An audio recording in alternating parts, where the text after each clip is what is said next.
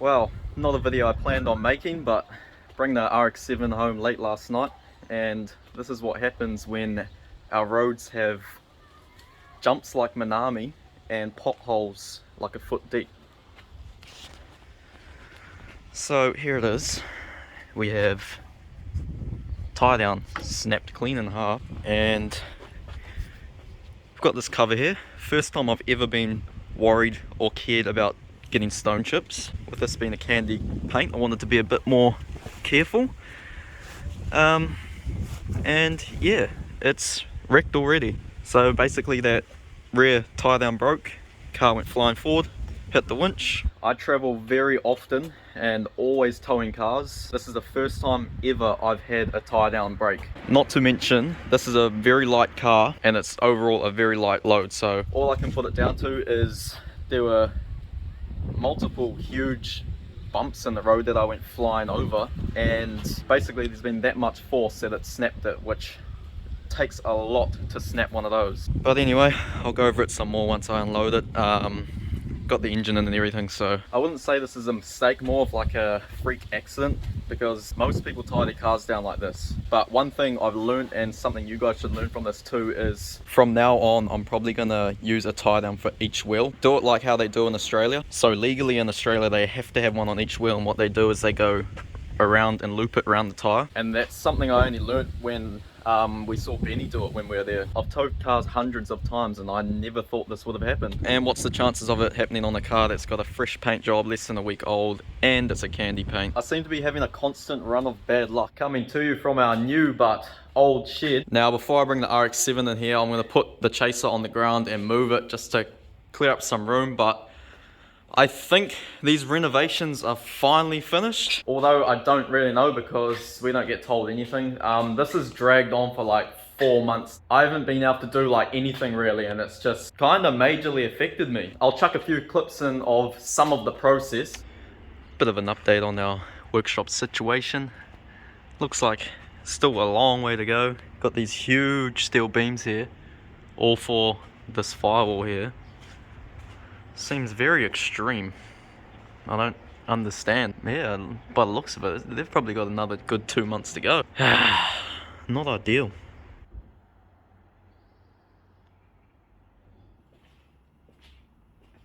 Yeah, what we've got out of it is a new toilet, a new bench. I guess we don't have an ugly blue wall anymore, but we did lose 600 mils of space, which didn't really seem like much at the time, but now that it's done, it's actually quite a bit. It's going to be kind of awkward to fit cars in here. To think that this tire rack used to sit between here and the toilet, which now if that was there, that would come to like almost the end.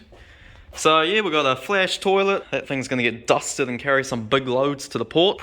Seems pretty overkill. Like, I don't know why all this is so flash, and like even the roof, all done that, but didn't bother to do anything else. Never mind the door that's been crook for 3 years now and almost decapitates you every time you try to put it up. It really would have been good if they consulted us before they went ahead, and we could have told them what we recommend, being the end user. Like, this toilet is huge. It's a bit overkill. It's just taking up heaps of space. I don't know, what can you do? Yeah, I'm gonna try somehow rearrange everything again and put it back in place. Hopefully, I can start doing stuff again. I'm a bit unsure how I'm gonna do the layout. So I'm pretty sure the last thing is the sparky needs to come. On the bright side, our toilet has been broken for like 2 years as well, so we're finally gonna have a functioning toilet. She's been a while since this has been on the ground. Sheesh. Slowly getting there. I don't exactly have a plan. I'm kinda just working it out as I go. I don't exactly have a plan. I'm thinking might have to angle the cars in here, because to have two side by side now, there's not going to be enough room.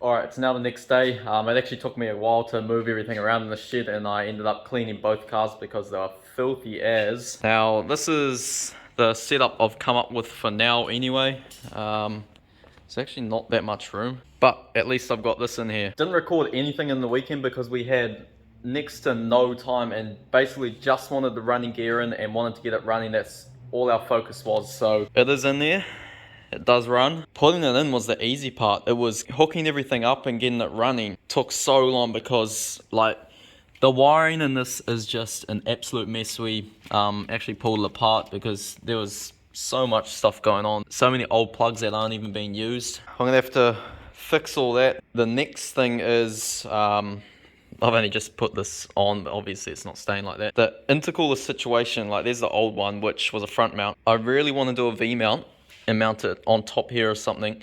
But these FCs are quite hard to do a V-mount setup. FDs are real easy. Now the problem with that is, what I was thinking about doing is getting a new radiator, which is a bit smaller, and I can drop that down so it's not protruding here, and then I can make brackets off there. But this turbo setup is just all the bad. Like obviously we've had to put this manifold and everything back on. I do want to change that. That is no good. Normally the turbo would sit in here. Now with it being where it is, I can't put an intercooler there. So it's making stuff a bit difficult because I cannot do that intercooler setup until the new manifold's on and the turbos move back. James was just going to build a manifold, but ran out of time on a lot of things. So don't know what I'm going to do now. It's just so good having the car here now, and I can just work on it whenever I want. It was good being at James's because of the hoist, but not being able to work on it and, you know, trying to figure out plan before I went all the way to Thames to work on it. Then I'd go all the way there and forget stuff that I needed, and it was, yeah, it made it a bit difficult. But the hoist is super handy, and obviously with the hoist, the running gear was the main thing. Everything else I can do here on the deck. So basically all it needs now to like drive is the brakes. So I'm going to put all the brakes on in a second. Painted those all black, while the rotor's on, just got to put the calipers on and bleed it, which won't take long. And yeah, overall I'm just not happy with this engine bay at all, in saying that the black looks a lot better on the manifolds than the ugly blue it had. But anything blue in here is going to go, like all these couplers, there's going to be no blue couplers, all ugly. I still want to change all these lines. Just yeah, at least now I can pick away at all those small things. I'll actually quickly start it. The first start we done, it started in like a split second, like it barely even turned over. So I guess that's somewhat a good sign. It sounds healthy and it sounds like it's got good compression, which is a good thing, I guess. Let's see how well it starts now.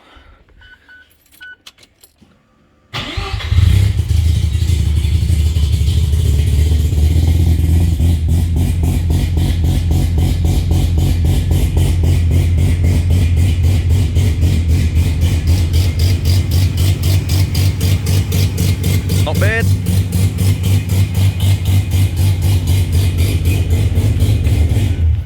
But turn that off real quick because Darlicious will not like this thing. Now with our paint situation, you can see it's gone. So thankfully I was able, you can just see it, I was able to hide it with the number plate. I just shifted it up a bit more and it actually doesn't look bad.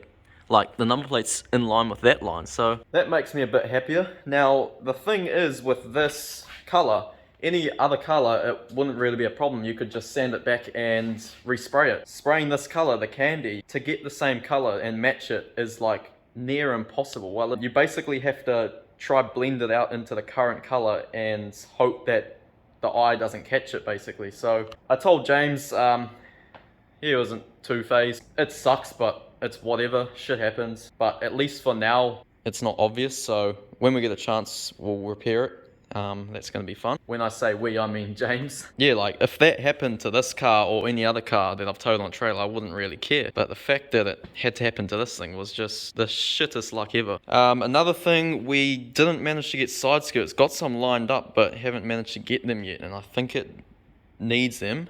That's going to be another thing that's going to be a bit annoying to spray after. And also still need a front lip. Another thing we done is the wastegate used to be plumbed into there, and we've now made a screamer with that current pipe. It is nothing flash at all. Doesn't matter because that's going to all get changed anyway, but I'm dying to hear the screamer pipe on this because rotaries with a screamer is one of the best sounds. Once I get these brakes on, I can basically drive it. The no intercooler situation is not ideal, but I'll just have to go easy on it until we can sort out a plan there. And then after that, I can finally do the wheels and suspension, which was supposed to be this video, but the unexpected happened. Calipers are all on. Look how fresh it is under there. It's about to look even better with some adjustable suspension in there. Now I can finally install the suspension and the wheels, but I'm going to do that in a separate video. I'm going to leave it at that. Don't forget to subscribe, like this video, and stay tuned for the next one. It's going to be a good one.